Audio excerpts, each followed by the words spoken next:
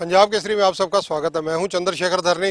कुलभूषण शर्मा जो निस्सा के राष्ट्रीय अध्यक्ष हैं, चंडीगढ़ के अंदर हैं, शिक्षा विभाग के कई आला अधिकारियों से मिलकर आए हैं।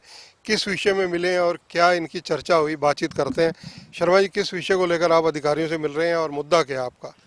देखिए, हमारे पास एक एमएस पोर्टल होता है जो एक डिजिटल पोर्टल है जिसमें बच्चे का दाखला और जब बच्चा स्कूल छोड़ता है तो उसका स्कूल लिविंग सर्टिफिकेट भी उसी के थ्रू जाता है, जिसमें उसको हम रिलीव करते हैं। तो ये एक तरह से डिजिटल हमारा दाखला खारिज रजिस्टर है। सरकार ने उसको ये आरोप लगाते हुए बंद किया हुआ है कि हम शिक्षा के अधिकार अधिनियम में आपने सीट्स नहीं दिखाई, जबकि हमारा ये कहना है कि हम शिक्षा के अधिकार अधिनियम में सीटें देने को तैयार हैं, हमें कोई दिक्कत नहीं है। और उसके बाद उसके नोटिस को शोकाज नोटिस भी हुए, शोकाज नोटिस का जवाब भी दे दिया गया। 3 महीने से ऊपर इस प्रक्रिया को हो गया। 3 महीने से दाखला खारिज रजिस्टर हमारा बंद पड़ा है कि हम किसी बच्चे को दाखला ही नहीं दे सकते। और जो शिक्षा के अधिकार अधिनियम में उसका मौलिक अधिकार है कि कोई भी बच्चा 14 साल तक की उम्र में कभी भी स्कूल में आके प्रवेश ले सकता है, तो उसके प्रवेश पे बैन लगा हुआ, नो एंट्री लिखा हुआ। और हरियाणा पहला ऐसा प्रदेश बन गया और सरकार खामोश पड़ी है। पेरेंट्स जो है वो ग्रस्त हो रखे हैं, बच्चे त्रस्त हो रखे हैं। तो इसका हल क्या है आपके दृष्टिकोण में? हमारा ये कहना है कि पोर्टल बंद करना इसका कोई सल्यूशन नहीं है। ठीक है कि अगर किसी ने स्कूल ने गलती की है, और भी बहुत सारे प्रावधान होंगे और बहुत सारे और मेयर्स हो सकते हैं। और जो गलतियां हुई भी हैं उनमें से 90% ने गलतियां नहीं की है। वो गलतियां विभाग कह रहा है कि आपसे गलतियां हुई हैं, उन्होंने कोई गलतियां नहीं की है। वो तो उन्होंने सीटें भी दिखाई हैं, वो दाखला देने को भी तैयार थे। और उन्होंने जो अपने इन्होंने फिर बाद में ब्लेम लगा दिया आपके डॉक्यूमेंट सही नहीं है। मैं कहता हूँ डॉक्यूमेंट का रिकॉर्ड रखने का काम किसका होता है? सबसे पहले शिक्षा विभाग का है, जिन्होंने मान्यता दी। अगर उसी ने अपने पास अपना रिकॉर्ड नहीं रखा हुआ और उसके लिए हमें दोषारोपण किया जा रहा है, अरे भाई, रिकॉर्ड आपके पास खुद होना चाहिए था कि फलां स्कूल मान्यता प्राप्त है या नहीं। आप पूछ रहे हैं आपके पास मान्यता है या नहीं। ये तो समझ से परे वाली बात लगती है कि आज के इस युग में, डिजिटल युग में, हरियाणा पोर्टल्स के लिए माना जा रहा है। तो इनके पास ऐसा कोई पोर्टल नहीं है जिसमें पूरे स्कूल्स का रिकॉर्ड हो, वो कहाँ तक मान्यता प्राप्त है। ये लोगों से पूछते फिर रहे कि आपके पास मान्यता है, कर उसी का दोष मढ़ के उन पे फाइन लगाए जा रहे हैं। तो मेरा ये कहना है कि जो बजट स्कूल्स हैं या प्राइवेट स्कूल्स हैं, कोई भी स्कूल जो है वो नो प्रॉफिट नो लॉस पे चलता है, उसके पास खुला प्रॉफिट नहीं होता। तो उसके पास इतने संसाधन नहीं होते कि वो सरकार को जो इस तरह के जुर्माने आज ये लगा दें, कल सीबीएसई लगा दे, परसों हरियाणा बोर्ड लगा दे। तो उसके पास इतना रिजर्व होता ही नहीं है कि इस तरह के भुगतान करे। कहाँ से करेगा वो व्यवस्था? तो सरकार को, मुख्यमंत्री जी को, शिक्षा मंत्री जी को, एक तरफ हम देखिए स्कूल अभी कोविड से गुजरे हैं, पंजाब में बाढ़ आई, हमारे माननीय मुख्यमंत्री जी ने पंजाब की भी मदद की। और आज हमारे स्कूल जो है ग्रस्त हैं।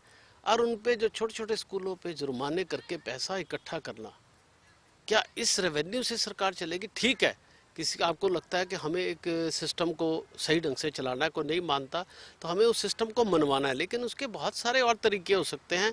आपको सबसे पहले ये करना चाहिए था, लोगों में अवेयरनेस करनी चाहिए थी कि इस पोर्टल को भरना कैसे है। उसमें कईयों से भरने में गलती हुई है और इसको सही उचित समय में देना था। आपको इसको फरवरी में देना चाहिए था। आप जुलाई में पोर्टल दे रहे हैं, सेशन शुरू हो रहा है अप्रैल से। तो गलतियां अपनी भी माननी चाहिए। अगर आपके पास ताकत है, इसका मतलब नहीं है कि सामने वाला कमजोर है तो गलती उसी की है। ताकतवर की भी गलती हो सकती है। अगर सरकार ताकतवर है तो उसकी भी गलतियां हैं इसमें। और बहुत सारी, जितनी स्कूल संचालकों की गलतियां नहीं है जितनी विभाग की गलतियां। 134 से और चिराग, इस योजना को लेकर भी कहीं ना कहीं आपकी सरकार से कोई वार्ता चल रही है? क्या समस्या है इसको लेकर? देखो, 134A का पैसा 2015 से बहुत स्कूलों का पेंडिंग है और हम बार बार इस बात को सरकार को कह रहे हैं। सरकार कह देती है हमने पोर्टल खोल दिया। पुराने शिक्षा मंत्री जी से भी बात हुई, ये शिक्षा मंत्री जो वर्तमान शिक्षा मंत्री, उनको भी कहते हैं तो वो कह देते हैं पोर्टल खोल दिया गया है, आपकी पेमेंट मिल जाएगी। जब स्कूल ने बच्चे पढ़ाए हैं, पोर्टल खोल दिया, पोर्टल पे नहीं चढ़े, तो यहाँ पोर्टल पे अगर बच्चे नहीं चढ़े तो आपने फाइन लगा दिया। और अगर आपके अधिकारी बच्चे पढ़वा कर पोर्टल पे बच्चे नहीं डलवा पा रहे और पेमेंट नहीं करवा पा रहे, तो इसका फाइन अधिकारियों पे होना चाहिए। अकाउंटेबिलिटी फिक्स कीजिए। जब तक आप अकाउंटेबिलिटी फिक्स नहीं करेंगे, अधिकारियों की भी, अगर आप स्कूल की अकाउंटेबिलिटी फिक्स करना चाहते हैं तो अधिकारियों की भी अकाउंटेबिलिटी फिक्स हो कि आपके प्रदेश में पेंडिंग पेमेंट क्यों है।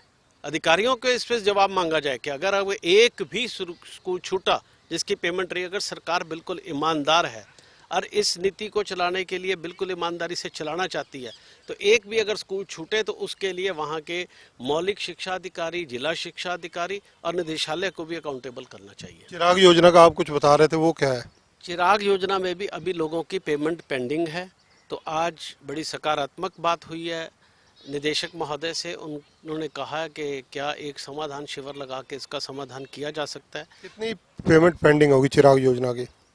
चिराग योजना में तो बहुत ज़्यादा पेमेंट नहीं होगी, हो सकता है 20, 30, 40 लाख रुपए ही पेमेंट हो, लेकिन जहां 134 का मामला है वो करोड़ों रुपए बहुत बड़ी पेमेंट है, सैकड़ों करोड़ की भी पेमेंट हो सकती है जो 134 में पेंडिंग है। और पेंडिंग रहना ये सरकार पे भी एक प्रश्न चिन्ह खड़ा करता है कि उन्होंने नीति तो चलाई, गरीबों को बढ़वाया भी, प्राइवेट स्कूलों ने पढ़ाया भी, बदनामी भी प्राइवेट स्कूलों ने झेल ली कि वो गरीब को नहीं पढ़ा रहे और पढ़ा कर भी उनको पैसे नहीं मिल रहे और फिर उनको जो है आगे से आगे बदनाम किया जा रहा है। ये कहीं पर भी न्यायोचित नहीं है और माननीय मुख्यमंत्री और शिक्षा मंत्री को संज्ञान लेकर ऐसे मामलों में प्राइवेट स्कूलों का समाधान करना चाहिए। उनको भी न्याय के लिए इन्हीं का सहारा है, इन्हीं की तरफ आंखें हैं, मुख्यमंत्री जी की तरफ और शिक्षा मंत्री जी की तरफ। अगर कोई भी स्कूल संचालक परेशान रहता है तो मुख्यमंत्री और शिक्षा मंत्री की जिम्मेदारी है कि उनको राहत दिलाएं, उनको इंसाफ दिलाएं। तो ये है कुलभूषण शर्मा, निसा के राष्ट्रीय अध्यक्ष हैं। इनका कहना है कि मुख्यमंत्री और सरकार का यह दायित्व है कि समस्याओं का समाधान करें और जल्दी से जल्दी करें ताकि दिक्कत का सामना प्राइवेट स्कूल संचालकों को ना करना पड़े। कैमरामैन संजय सिंह के साथ चंद्रशेखर धरनी, पंजाब केसरी टीवी, चंडीगढ़। हमसे जुड़े रहने के लिए हमारे YouTube चैनल को सब्सक्राइब करें और नई वीडियो की नोटिफिकेशन के लिए बेल आइकॉन को दबाएं। अगर आप ये वीडियो Facebook पर देख रहे हैं तो लाइक जरूर करें और ज्यादा से ज्यादा शेयर करें। धन्यवाद।